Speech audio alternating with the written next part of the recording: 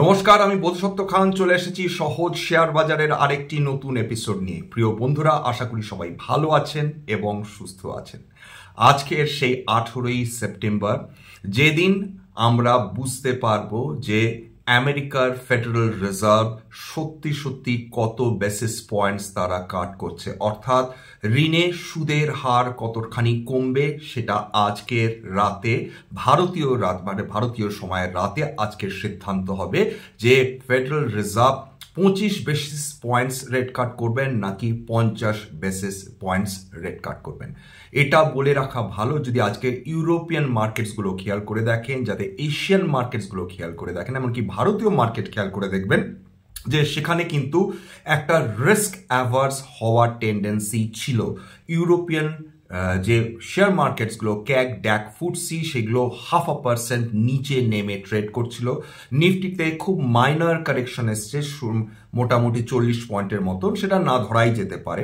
গতকাল রাতে অর্থাৎ 17ই সেপ্টেম্বর, যেদিন ফেডারেল রিজার্ভের মনিটারি পলিসি কমিটির মিটিং শুরু হলো, সেই সময় কিন্তু কি ডাউ জোন্স, কি ন্যাসড্যাক, কি স্ট্যান্ডার্ড অ্যান্ড পুর সবাই কিন্তু ভীষণ ফ্ল্যাট হয়ে বন্ধ হয়েছে।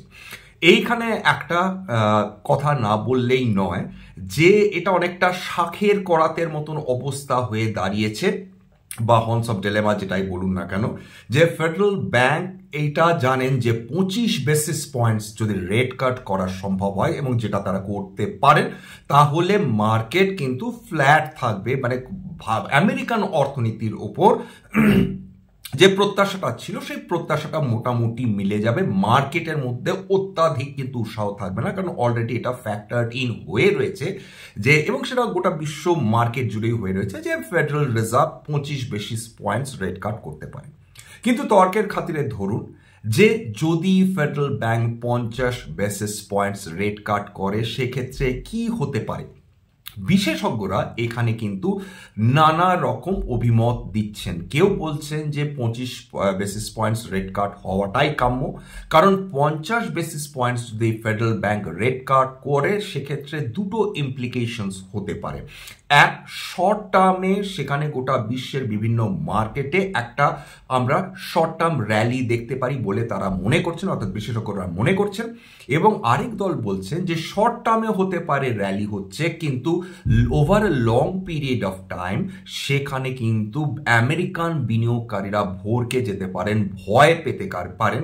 তার কারণটা হচ্ছে এই যে হঠাৎ করে ফেডারেল ব্যাংকের কি এমন তাড়াহুড়ো দাঁড়ালো যে তারা 50 বেসিস পয়েন্টস রেট কাট করছেন, অর্থাৎ বিনিয়োগকারীদের মধ্যে এই ভয় ঢুকতে পারে যে এত তাড়াহুড়ো করার মানে কি এটা দাঁড়াচ্ছে যে আমেরিকা সত্যি সত্যি রিসেশনে চলে যেতে পারে সামনের বছর, অর্থাৎ 2025-এ। তাদের মনে এই চিন্তাও জাগতে পারে, তাহলে কি আমেরিকাতে বিজনেস গ্রোথ স্লো হতে চলেছে, তাহলে কি আমেরিকা অর্থনীতি হিসেবে চায়নার সঙ্গে লড়াই করতে পারবে না ভবিষ্যতে। প্রচুর ইফস অ্যান্ড বাটস রয়েছে। আজকের আমরা ভারতীয় শেয়ার বাজারে যে রিয়াকশনটা দেখেছি, সেটা বলা যেতে পারে যে এই মুহূর্তে ভারতীয় শেয়ার বাজারে মারাত্মক কিছু যে খুব উৎসাহ রয়েছে সেমন কিছু না, কারণ সেটা রিফ্লেক্টেড হচ্ছে না। হ্যাঁ, সামান্য ভোলেটিলিটি থাকলেও থাকতে পারে। তার কারণটাই এটা যে গত কয়েকদিন ধরে নিফটি যেরকম পারফরমেন্স দেখিয়েছে, বারবার লাইফ হাই ক্রস করেছে, খুব স্বাভাবিকভাবে মানুষের মনে এটা হতেই পারে, ট্রেডার্সদের মনে এটা আসতেই পারে যে তারা হয়তো বা তারা একটু প্রফিট বুকিং করে ঘরে তুলতে পারে। যাই হোক, ফেডারেল ব্যাংক কি করবেন যদি 50 বেসিস পয়েন্টস যদি সত্যি সত্যি তারা রেট কাট করেন, সেটা তো আমরা 19শে সেপ্টেম্বর আমরা ভারতীয় মার্কেট তথা রাতের দিকে বিভিন্ন ইউএস যে ইন্ডাইসেসগুলো রয়েছে তাদের পারফরমেন্স দেখলে ডেফিনেটলি বুঝতে পারবো যে এক্স্যাক্টলি আপাতত এই শর্ট টার্মে কিরকম বিভিন্ন মার্কেটসের রিয়াকশন হতে পারে। কিন্তু এছাড়াও ভারতীয় শেয়ার বাজারে বিভিন্ন কোম্পানিজের কিন্তু খবরের অভাব নেই, এবং এটাই হচ্ছে মজা যে ভারতবর্ষে এত কোম্পানি লিস্টেড রয়েছে, ভালো কোম্পানির অভাব নেই, এবং বিভিন্নভাবে বিভিন্ন কোম্পানি তারা পারফরমেন্স দেখাচ্ছে, নানা ধরনের খবর আসছে, তথ্যভিত্তিক খবর আসছে, অনেক সময় উড়ো খবর আসে, কিন্তু সেগুলো খুব মাইনর ছোট ছোট কোম্পানিজের জন্য ইউজুয়ালি এসে থাকে। কিন্তু বড় বড় কোম্পানিজের ক্ষেত্রে কিন্তু তথ্যের অভাব নেই, ইনফরমেশনের অভাব নেই, এবং সোজা কথা হচ্ছে ন্যারেটিভের অভাব নেই। শুরু করছি হচ্ছে বাজাজ হাউসিং ফিন্যান্স এবং ওলা ইলেকট্রিক দিয়ে। এটা অবশ্যই যখন আইপিএ এসেছিল তারপর থেকে এদের পারফরমেন্স দুর্দান্ত পারফরমেন্স ছিল। কি বাজাজ হাউসিং ফিন্যান্স লিমিটেডের কথা বলুন, কি ওলা ইলেকট্রিকের কথা বলুন, সবাই যেন ভবিষ্যতের স্বপ্ন নিয়ে মগ্ন হয়ে রয়েছেন। সেখানে বিনিয়োগকারী বলুন বা ট্রেডার বলুন, প্রত্যেকেই, এবং অবশ্যই যারা ক্রিটিক বা যারা বিশেষজ্ঞ, প্রত্যেকে কিন্তু এই দুটো কোম্পানির ভবিষ্যৎ নিয়ে উচ্ছ্বসিত এবং অনেকে কিন্তু বড় বড় টার্গেট সেট করে দিচ্ছেন ভবিষ্যতের জন্য। অনেকেই বলছেন বাজাজ হাউসিং ফিন্যান্স লম্বা রেসের ঘোড়া এবং ডেফিনেটলি বিশাল দৌড়াবে। অনেকে বলছেন ওলা ইলেকট্রিক লম্বা রেসের ঘোড়া, ডেফিনেটলি অনেকটা এগোবে। কিন্তু প্রশ্নটা এটা দাঁড়াচ্ছে কতটা এগোবে। এই মুহূর্তে যদি কেবলমাত্র ভ্যালুয়েশনস দেখেন, ওলা ইলেকট্রিক নিঃসন্দেহে অতি চড়া ভ্যালুয়েশনে ট্রেড করছে। যদি বাজাজ হাউসিং ফিন্যান্সের দিকে তাকিয়ে দেখেন, বুঝবেন যে বাজাজ হাউসিং ফিন্যান্সও কিন্তু অতি চড়া ভ্যালুয়েশনে ট্রেড করছে। এখানে বলে নি যে এই যে আলোচনা করছি বিভিন্ন স্টকসগুলো নিয়ে, স্ট্যান্ডার্ড ডিসক্লেমার হচ্ছে যে দেখুন, এখানে কোনোভাবে কোনো শেয়ারের বাই সেল রিকমেন্ডেশন, সাজেশন বা অ্যাডভাইস দেওয়া হয় না। এটা কেবলমাত্র একটা এডুকেশনাল চ্যানেল। এখানে বাঙালি বিনিয়োগকারীদের অ্যাওয়ারনেস বৃদ্ধি করার উদ্দেশ্য। শেয়ার কি, শেয়ার কেন ওঠে, কেন নামে, ভারতীয় শেয়ার বাজার কিভাবে অপারেট করে, বিভিন্ন ম্যাক্রো ইকোনমিক ইভেন্টস ভারতীয় শেয়ার বাজারকে কিভাবে প্রভাবিত করে, এবং বিভিন্ন কোম্পানির ফান্ডামেন্টালস নিয়ে কিন্তু আলোচনা। এখানে কিন্তু কোনোভাবেই আমার কথা শুনে আমি যে কোম্পানিগুলোর নাম বলছি ফর ইলাস্ট্রেশন পারপাস, উদাহরণ হিসাবে, সেটা সেই কোম্পানিগুলোর নাম শুনে যদি আপনারা কিনতে বা বিক্রি করতে চান, সেক্ষেত্রে কিন্তু আপনাদের ক্ষতি হতে পারে।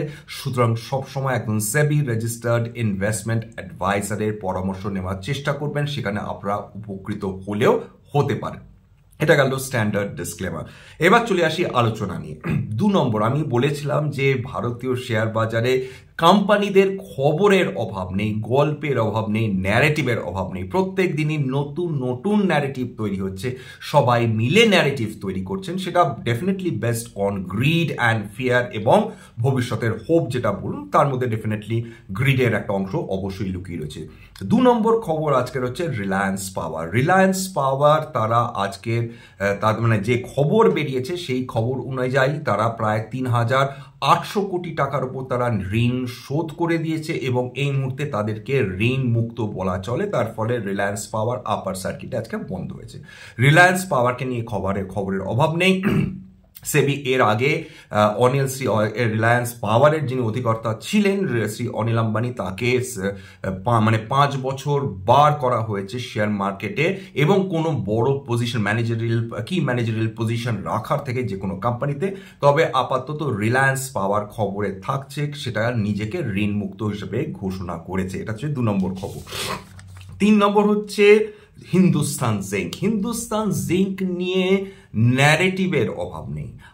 বহুকাল আগে এটা পুরোপুরি একটি সরকারি কোম্পানি ছিল। তারপর শ্রী অনিল আগরওয়াল এখানে হিন্দুস্তান জিঙ্কের স্টেক কেনেন এবং ধীরে ধীরে ধীরে ভারতীয় সরকারের স্টেক কমতে থাকে এবং বর্তমানে লার্জেস্ট স্টেক হোল্ডার হিন্দুস্তান জিঙ্কে কিন্তু বেদান্ত, এবং বেদান্তের মালিক অবশ্যই শ্রী অনিল আগরওয়াল। এবং এখানে মজাটা যেটা দাঁড়াচ্ছে যে বেদান্ততে যেভাবে শ্রী অনিল আগরওয়াল তিনি স্কিম অফ অ্যারেঞ্জমেন্টের মাধ্যমে তিনি ডিমার্জ করার কথা বলেছেন বিভিন্ন কোম্পানিতে, ঠিক একইভাবে হিন্দুস্তান জিঙ্কেও কিন্তু প্রাথমিকভাবে তিনি 5টা কোম্পানিতে ডিমার্জ করার কথা বলেছিলেন। ভারতীয় সরকার সেটা মানতে চাননি। এর আগেও শ্রী অনিল আগরওয়াল বহুবার চেষ্টা করেছেন ভারতীয় সরকারের যে হিন্দুস্তান জিঙ্কের স্টেক রয়েছে অর্থাৎ 29.54%, সেটা যাতে কোনোভাবে কেনা সম্ভব হয়। কিন্তু ভারতীয় সরকার হিন্দুস্তান জিঙ্কের গুরুত্ব বুঝে, হিন্দুস্তান জিঙ্কের ভ্যালু বুঝে যে, এবং বুঝতে পেরেছেন এটা ইজ আ ভেরি এটাকে ক্যাশ কাউ বলা চলে এবং এটা হাই ডিভিডেন্ড পেইং কোম্পানি এবং এটা মেটাল সেক্টরে অপারেট করছে এবং এটা ভীষণ একটা প্রফিটেবল কোম্পানি। সুতরাং ভারতীয় সরকার বুদ্ধিমত্তার সঙ্গে এখানে কোনোভাবেই স্টেক বিক্রি করতে চাননি। প্রথমেই তারা অপোজ করেছিলেন 5টা কোম্পানিতে ডিমার্জ করার ক্ষেত্রে, তারপর তারা হিন্দুস্তান জিঙ্ক প্রপোজাল প্রপোজাল নিয়ে আসেন যে তারা 3টে কোম্পানিতে ডিমার্জ করবেন, সেখানেও ভারতীয় সরকার অপোজ করেছেন এবং শেষ পর্যন্ত তারা আরেকটা প্রপোজাল এনেছেন যেখানে হিন্দুস্তান জিঙ্ককে তারা 2টো ভিন্ন ভিন্ন কোম্পানিতে ডিমার্জ করাতে চান, সেটাও ভারতীয় সরকার বলেছেন ভেবে দেখব। উল্লেখযোগ্য, হিন্দুস্তান জিঙ্ক এর আগে 19 টাকা প্রতি শেয়ার কিন্তু তারা ডিভিডেন্ড ডিক্লেয়ার করেছিলেন এবং প্রত্যেক বছর যদি খেয়াল করে দেখেন হিন্দুস্তান জিঙ্ক এবং বেদান্ত এই দুটো কোম্পানি অত্যন্ত একটা বিপুল পরিমাণ ডিভিডেন্ড কিন্তু তার বিনিয়োগকারীদের দিয়ে থাকেন, এটা মাথায় রাখার প্রয়োজন রয়েছে। তবে ভারতীয় সরকারের যেটা প্রধান আপত্তির কারণ, তাদের বক্তব্য খুব ক্লিয়ার যে দেখুন, তারা বলেছিলেন, হিন্দুস্তান জিঙ্কের কর্তৃপক্ষ বলেছিলেন তারা জিঙ্ককে আলাদা করবেন, তারা কপার তারা লেডকে আলাদা একটা কোম্পানিতে তারা রূপান্তরিত করবেন, সিলভারকে একটা আলাদা কোম্পানিতে রূপান্তরিত করবেন, তারপর এই ক্র্যাপ ম্যানেজমেন্ট যেটাকে বলা হয়, যেটুকু থাকে আর কি, এগুলো সমস্ত শোধনের পর সেইটা নিয়ে একটা আলাদা কোম্পানি করার কথা ওরা বলেছিলেন।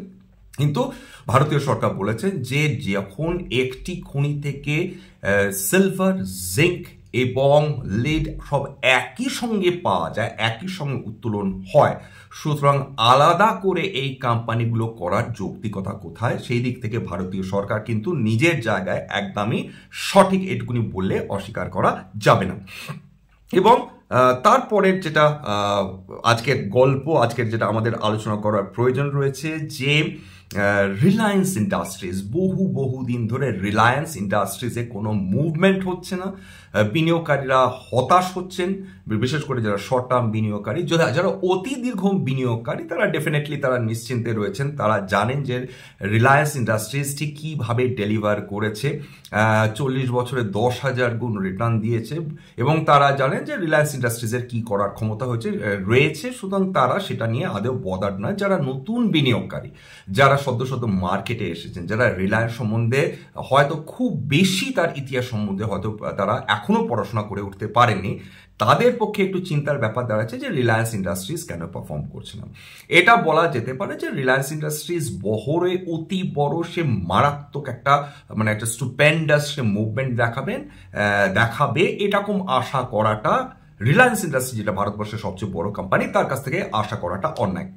কিন্তু এটা বুঝতে হবে যে রিলায়েন্স ইন্ডাস্ট্রিজের কি কি ব্যবসা রয়েছে, কি কি ভার্টিকালস রয়েছে, কোন কোন এরিয়াতে সে জনসমক্ষে না কাজ করে মানুষের চোখের আড়ালে তারা নতুন কোন ব্যবসা ইনকিউবেট করছে এবং ভবিষ্যতে যেটা বোঝাই যাচ্ছে মোটামুটি, অন্তত এক্সপেক্টেড, এটা কোনো ফরওয়ার্ড লুকিং স্টেটমেন্ট না, এটা এক্সপেক্টেড যে রিলায়েন্স যেভাবে বলেছেন এবং তার কর্ণধার শ্রী মুকেশ আম্বানি ঘোষণাও করেছেন যে রিলায়েন্স জিও প্ল্যাটফর্মস এবং রিলায়েন্স রিটেলকে তিনি আলাদা করে দেবেন। এছাড়া তো তিনি বলেই দিয়েছেন তার ভ্যালুয়েশনস এর কথা যে রিলায়েন্স অয়েল টু কেমিক্যালস সেটা হচ্ছে তার $100 বিলিয়ন এর ভ্যালুয়েশন তিনি দেখাচ্ছেন, রিলায়েন্স রিটেলের $100 বিলিয়ন ভ্যালুয়েশন দেখাচ্ছেন, রিলায়েন্স জিওর ক্ষেত্রেও $100 বিলিয়ন তিনি ভ্যালুয়েশন দেখাচ্ছেন এই সময়। তাছাড়া তার অন্যান্য যারা রিলায়েন্স সম্বন্ধে জানতে আগ্রহী তারা এটাও জানেন যে জিও ফিনান্সিয়াল সেটাও কিন্তু একটা সাবস্ট্যান্সিয়াল ওয়েলথ ক্রিয়েট করে অলরেডি দিয়েছে, এখনো ব্যবসা শুরু হয়নি কিন্তু অলরেডি ক্রিয়েট করে দিয়েছে। যারা পুরনো ইনভেস্টার ছিলেন এই স্কিম অফ অ্যারেঞ্জমেন্টের মাধ্যমে, ডিমার্জারের মাধ্যমে, তারা কিন্তু ধনবান হয়েছেন, কারণ জিও ফিনান্সিয়ালসও ভালো পারফরমেন্স করেছে। আবার বলছি, এটা কিন্তু কোন রকম বাই সেলের রিকমেন্ডেশন নয়, এ কেবলমাত্র রিলায়েন্স ইন্ডাস্ট্রিজ কি করছে বর্তমানে এটা বলে রাখা ভালো যে রিলায়েন্স ইন্ডাস্ট্রিজ নিজের মধ্যে কিন্তু বিভিন্ন ব্যবসাগুলোকে রিঅর্গানাইজ করছেন, এমনভাবে প্যাকেজগুলো তৈরি করছেন, ভার্টিকালসগুলো তৈরি করছেন যাতে ভবিষ্যতের জন্য এক একটা ব্যবসা নিজের পায়ে ইন্ডিপেন্ডেন্টলি দাঁড়াতে পারে।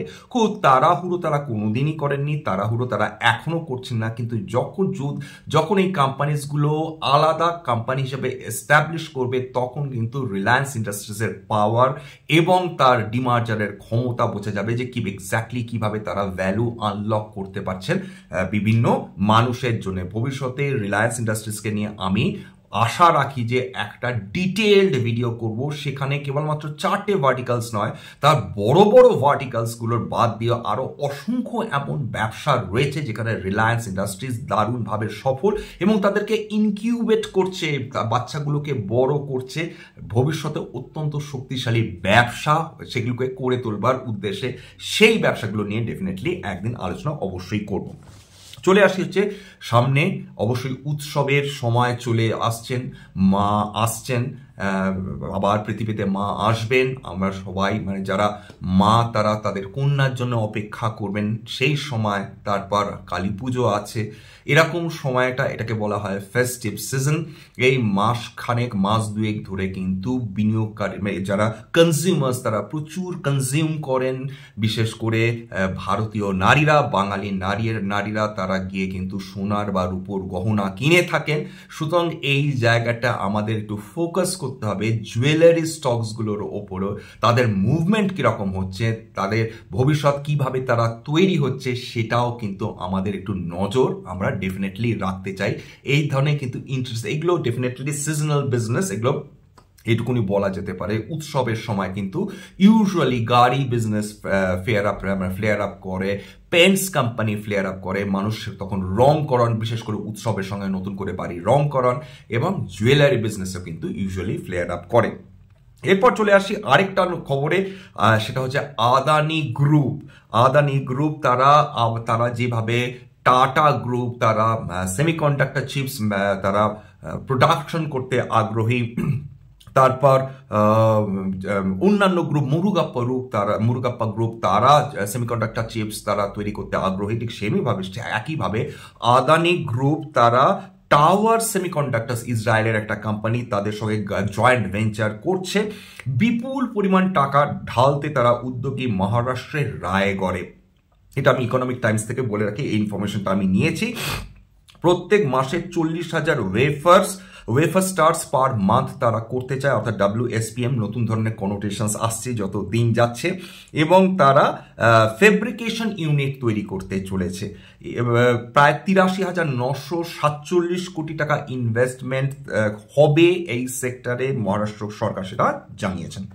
এবার চলে আসি হচ্ছে রিলায়েন্স ইনফ্রাও প্রায় 3,800 কোটি টাকার উপর তাদের ঋণ ছিল, সেটা কমিয়ে এনেছে যারা 475 কোটি টাকা। বিভিন্ন ব্যাংকের কাছে, দেশি ব্যাংকগুলোর কাছে তাদের ঋণ ছিল, সেগুলো তারা প্রায় পরিশোধ করে ফেলেছে। LIC ইন্ডিয়ার সঙ্গে কাছে ঋণ ছিল, প্রায় শোধ করে ফেলেছে। Edelweiss asset reconstruction company, invent asset securitization and reconstruction private limited, ICICI bank, union bank, এদের কাছে বিপুল পরিমাণ টাকা ঋণ ছিল, সেইটা প্রায় তারা শোধ করে এনেছে রিলায়েন্স ইনফ্রাস্ট্রাকচার। এখানেও বলে দেওয়া দরকার, এটাও একটি অনিল আম্বানির কোম্পানি, মানে ভূতপূর্ব অনিল আম্বানির কোম্পানি, এখন তার ছেলে চালাচ্ছেন। তারপর চলে আসি হচ্ছে প্রাইভেট ব্যাংকস নিয়ে। যারা প্রাইভেট ব্যাংকস নিয়ে চিন্তিত তারা জানেন যে এই মুহূর্তে প্রাইভেট ব্যাংকসগুলো ভীষণ রিজনেবল ভ্যালুয়েশনে ট্রেড করছে। বহুদিন প্রাইভেট ব্যাংকসে কোনো নড়াচড়া হয়নি, PSU ব্যাংকসগুলো ফাটাচ্ছিল বাজার, তারা কাঁপাচ্ছিল। বর্তমানে PSU ব্যাংকসে কিছুটা হলেও কারেকশনস চলছে, তবে সেই অর্থে প্রাইভেট ব্যাংকসে এখনো সেই রকম কেনা বেচা আসেনি। এবং যেগুলো মজার ব্যাপার, যেগুলো গত বছর দুর্দান্ত পারফরমেন্স করেছিল, ডিফেন্স, তারপর shipping, private sector units, infrastructure, সবগুলোকে জানে একটু থমকে আছে। তবে কারা লড়াই চালাচ্ছে? নিউ এজ শেয়ার্স, কি জোম্যাটো বলুন, কি ওলা ইলেকট্রিক বলুন, এরা কিন্তু এখন বাজার কাঁপাচ্ছে বর্তমানে। এই প্রসঙ্গে বলে রাখা ভালো যে সুইগি আপনারা অলরেডি জানেন যে তাদের IPO নিয়ে আসছে, যত দিন যাচ্ছে জোরদার হচ্ছে। তারা ড্রাফট রেড হেডিং প্রসপেক্টাস তারা পেশ করেছে সেবির কাছে, এবং বর্তমানে কত ভ্যালুয়েশন হবে সেটা আমাদের দেখতে হবে। তবে সুইগি জোম্যাটোর লড়াই আমরা উপভোগ করতে চলেছি, সেটুকুনি বলা চলে। যদিও কম্পিটিশনের দিক থেকে কি ফুড ডেলিভারি বলুন, কি গ্রসারি কুইক কমার্স সেগমেন্ট বলুন, সেখানে কিন্তু জোম্যাটো সুইগির তুলনায় ডেফিনেটলি অনেকটাই এগিয়ে আছে, এটা বলা চলে। তবে সুইগির প্রতিও কিন্তু মানুষের ইন্টারেস্ট কম নেই। যাই আজকে এখানে শেষ করছি। 18ই সেপ্টেম্বর রাতের জন্য আমাদের অপেক্ষা করতে হবে জানার জন্য যে 19শে সেপ্টেম্বর কি আমাদের জন্য অপেক্ষা করছেন। যাই হবে আশা করা যায় সেটা ভারতীয় বিনিয়োগকারীরা ডেফিনেটলি লাভবান হয়তো ভবিষ্যতে হবেন, তবে আমরা প্রকৃত অর্থে তখনই লাভবান হতে পারবো যখন আমাদের ইন্টারেস্ট রেট কমবে, অর্থাৎ ঋণের সুদের হার কমবেন আরবিআই যদি কমান ভবিষ্যতে, এবং কি ডব্লিউপিআই ইনফ্লেশন কি সিপিআই ইনফ্লেশন যাই বলুন না কেন সেগুলো যখন নিয়মিত হারে কম থাকবে তখনই কিন্তু বিনিয়োগকারীরা বলুন এবং কনজিউমাররা বলুন তারা কিন্তু সত্যি সত্যি আগ্রহী হয়ে থাকবে যে সত্যি সত্যি আমাদের এই হাই ইন্টারেস্ট রেট এখন চলতে রয়েছে, মানে হাই ইন্টারেস্ট অ্যাটমসফিয়ারে চলতে হচ্ছে, এটা এক্স্যাক্টলি আমরা কবে কমাতে পারবো, আজকে মানে কবে কম হবে। আজকের এখানেই শেষ করবো। স্ট্যান্ডার্ড ডিসক্লোজার দিয়ে দিই যে কোম্পানিগুলো নিয়ে আলোচনা করলাম তার মধ্যে এডিএজি গ্রুপ অর্থাৎ অনিল কোম্পানির কোনো গ্রুপের কোনো শেয়ারে আমার বা আমার পরিবারের কোনো ইনভেস্টমেন্ট নেই। তাছাড়া তার বাইরে যে কোম্পানিগুলো নিয়ে আলোচনা করলাম সেখানে হতে পারে আমার বা আমার পরিবারের ইনভেস্টমেন্ট থাকলেও থাকতে পারে, এবং ভবিষ্যতে আমরা যদি এই কোম্পানিগুলোতে বিনিয়োগ করি বা বিক্রি করি তাহলে কিন্তু আগাম বিজ্ঞপ্তি দিয়ে কিনতে বা বিক্রি করতে পারবো না। আজকের জন্য নমস্কার।